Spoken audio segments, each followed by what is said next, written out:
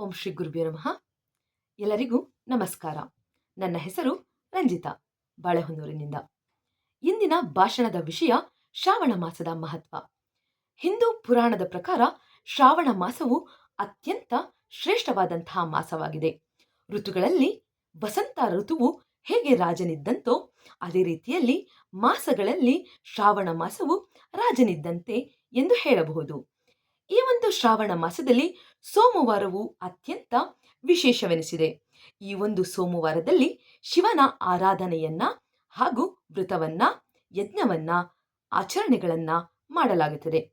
ಈ ಒಂದು ಪುರಾಣಗಳ ಪ್ರಕಾರ ಶಿವನ ಆರಾಧನೆಯನ್ನ ಏಕೆ ಮಾಡಲಾಗುತ್ತದೆ ಎಂದು ನೋಡುವುದಾದರೆ, ಸಮುದ್ರ ಮಂಥನಕ್ಕಾಗಿ ಅಸುರರು ಹಾಗೂ ದೇವತೆಗಳ ನಡುವೆ ಕೋಲಾಹಲ ಉಂಟಾಗುತ್ತದೆ. ಆಗ ಮೊದಲಿಗೆ ಕಾರ್ಕೋಟಕ ವಿಷವು ಹೊರಹೊಮ್ಮುತ್ತದೆ. ಬ್ರಹ್ಮಾಂಡದಲ್ಲಿ ಅತ್ಯಂತವಾಗಿರುವಂತಹ ಅಲ್ಲೋಲ ಕೊಲ್ಲೋಲಗಳು ಉಂಟಾಗುತ್ತದೆ. ಆಗ ಶಿವನು ಆ ಕಾರ್ಕೋಟಕ ವಿಷವನ್ನ ಸೇವಿಸುತ್ತಾನೆ. ಇದನ್ನು ನೋಡಿದಂತಹ ಪಾರ್ವತಿ ಓಡಿ ಬಂದು ಶಿವನ ಗಂಟಲನ್ನ ಹಿಡಿದುಕೊಳ್ಳುತ್ತಾಳೆ. ಆಗ ಆ ವಿಷವು ಗಂಟಲಿನಲ್ಲಿ ಉಳಿದುಕೊಳ್ಳುತ್ತದೆ.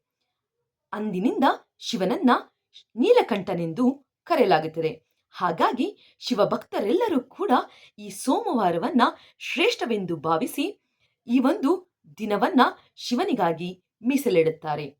ಶಿವನನ್ನ ಆರಾಧಿಸುತ್ತಾರೆ. ಶಿವನನ್ನ ವ್ರತಗಳ ಮೂಲಕ ಒಲಿಸಲು ಪ್ರಾರಂಭಿಸುತ್ತಾರೆ. ಹೀಗೆ ಮುನ್ನಡೆದು ನೋಡುವುದಾದರೆ, ಈ ಒಂದು ಮಾಸದಲ್ಲಿ ಬರುವಂತಹ ಎಲ್ಲ ದಿನಗಳು ಕೂಡ ಶ್ರೇಷ್ಠ ಎಂದು ಹೇಳಬಹುದು. ಸೋಮವಾರವು ಶಿವನಿಗೆ ಶ್ರೇಷ್ಠವಾದರೆ ಮಂಗಳವಾರ ಗೌರಿ ವ್ರತವನ್ನ, ಬುಧವಾರ ವಿಷ್ಣುವನ್ನ, ಗುರುವಾರ ಬುಧ ಹಾಗೂ ಗುರುವನ್ನ, ಶುಕ್ರವಾರ ಲಕ್ಷ್ಮೀ ವ್ರತವನ್ನ, ಶನಿವಾರ ಸಂಪತ್ತಿಗೋಸ್ಕರ ಶನೀಶ್ವರನನ್ನ ಆರಾಧನೆಯನ್ನ ಮಾಡಲಾಗುತ್ತದೆ. ಹೀಗೆ ಪ್ರತಿ ದಿನವೂ ಕೂಡ ವಿಶೇಷವೆನಿಸಿದೆ.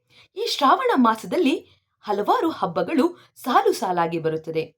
ಮುಖ್ಯವಾಗಿ ನಾಗರ ಪಂಚಮಿ, ವರಮಹಾಲಕ್ಷ್ಮಿ ವ್ರತ, ರಕ್ಷಾಬಂಧನ ಹಾಗೂ ಶ್ರೀಕೃಷ್ಣ ಜನ್ಮಾಷ್ಟಮಿ, ಹೀಗೆ ಸಾಲು ಸಾಲಾಗಿ ಹಬ್ಬಗಳು ಬರುತ್ತದೆ. ಈ ಒಂದು ಮಾಸವು ಮಳೆಗಾಲದಲ್ಲೇ ಇರುವುದರಿಂದಾಗಿ ಪ್ರಕೃತಿಯ ಸೊಬಗು ಇನ್ನಷ್ಟು ಮನಮೋಹನ ಎನಿಸಿದೆ. ಈ ಒಂದು ಮಾಸದಲ್ಲಿ ಬೆಳೆಯೂ ಕೂಡ ಸಮೃದ್ಧವಾಗಿ ಬೆಳೆಯುತ್ತದೆ. ಹೀಗೆ ಈ ಮಾಸವನ್ನ ನೋಡುವುದಾದರೆ, ಈ ಒಂದು ಮಾಸವು ಹಬ್ಬಗಳಲ್ಲಿ ಒಂದು ಎಂದು ಅನಿಸಿದೆ.